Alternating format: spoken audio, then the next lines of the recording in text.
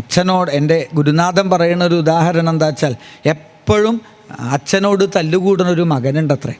എന്തിന്? തൻ്റെ ഓഹരി കിട്ടാൻ വേണ്ടിയിട്ട്, പാർട്ടീഷന് വേണ്ടിയിട്ട്. എൻ്റെ ഓഹരി അച്ഛൻ തന്നിട്ടില്ല, ഓഹരി അച്ഛൻ തന്നിട്ടില്ല, ഓഹരി അച്ഛൻ തന്നിട്ടില്ല, എനിക്കുള്ള ഓഹരി മാത്രം തന്നിട്ടില്ല എന്നും പറഞ്ഞ് ബഹളം വെച്ച ഇവന് ഭഗവാൻ അനുഗ്രഹം കൊടുത്തു അത്രേ. ഇപ്പോൾ ഭഗവാനോട് ചോദിച്ചു, ഇയാളിപ്പോൾ എന്താ ചെയ്തത്? അപ്പം പറഞ്ഞു ഭഗവാൻ, ഓഹരി ഓഹരി ഓഹരി എന്ന് ഹരിനാമം ജപിച്ചുവല്ലോ എന്നാ. അപ്പോൾ അങ്ങനെയെങ്കിലും മതി എന്നാ. സാങ്കേത്യം പാരിഹാസ്യം വാ. ചിലപ്പോൾ നാമം ജപിക്കേണ്ടി വരും. ജപിക്കണ്ടെന്ന് വിചാരിച്ചാൽ ഒരാൾ, അയാൾക്ക് തീരെ നാമം ജപിക്കാൻ ഇഷ്ടമല്ല, നാമം ജപിക്കൂല്ല, പക്ഷെ അയാൾ വലിയ നടനാണ്, വലിയ നടനാണ്. അപ്പോൾ ഒരിക്കൽ ഒരു നാടക കമ്പനിയിൽ പോയി ചേർന്നു. നാടക കമ്പനിക്കാർ ഇയാളോട് കരാർ ഒപ്പിട്ടു, ഏത് വേഷമാണെങ്കിലും ചെയ്തോളാം എന്ന് ഒപ്പിടിച്ചു. അവസാനം നാടകം തീരുമാനിച്ചു, പ്രഹ്ലാദ ചരിതം. ഇയാൾക്ക് കിട്ടിയത് നാരദരുടെ വേഷവും.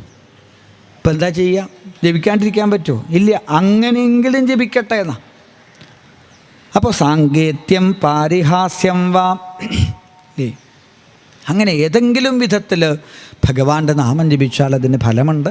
പിന്നെ നിങ്ങളെ ഇത് പഠിപ്പിക്കാനൊന്നുമല്ല ഞങ്ങൾ വന്നത്. ഞങ്ങളിപ്പോൾ അജാമിളരെ രക്ഷിക്കാൻ വന്നതാണ്. നിങ്ങൾക്ക് കൂടുതൽ നാമത്തിൻ്റെ മാഹാത്മ്യം അറിയണമെങ്കിൽ നേരെ നിങ്ങളുടെ യജമാനൻ്റെ അടുത്ത് പോവുക, എന്നിട്ട് അങ്ങോട്ട് പറയുക, എന്ത്? ഞങ്ങൾക്ക് കേൾക്കണം. അല്ലാണ്ട് അയാളുടെ പ്രഭാഷണത്തിന് നിങ്ങൾ കേട്ട് കളയാമെന്ന് വിചാരിച്ച് ചെന്നിരിക്കാതെ അങ്ങോട്ടേക്ക് ചെന്ന് ഞങ്ങൾക്ക് നാമമാഹാത്മ്യം പറഞ്ഞു തരണേ എന്നൊന്ന് പറഞ്ഞു നോക്കൂ. ആ യമധർമ്മരാജാവ് നിങ്ങൾക്ക് നാമവൈഭവത്തെ പാടിത്തരും എന്ന് പറഞ്ഞ് യമകിങ്കരന്മാരെ വിഷ്ണുപാർഷദന്മാർ ഭയപ്പെടുത്തി ഓടിച്ചു. അർത്ഥബോധാവസ്ഥയിൽ താൻ ചെയ്തതായ മഹാപാപത്തെ ചിന്തിച്ചതായ അജാമിളൻ അവിടുന്ന് എഴുന്നേറ്റ് ഗംഗാതീരത്ത് ചെന്ന് എത്രയോ കാലം നാമം ജപിച്ച് നാമതീർത്ഥം കൊണ്ട് പാപത്തെ മുഴുവൻ കഴുകിക്കളഞ്ഞ് ഭഗവൽ പാദത്തിലേക്ക് ലയിച്ചു. യമധർമ്മരാജാവിൻ്റെ കിങ്കരന്മാർ യമലോകത്ത് ചെന്ന് കാര്യങ്ങളൊക്കെ പറഞ്ഞു.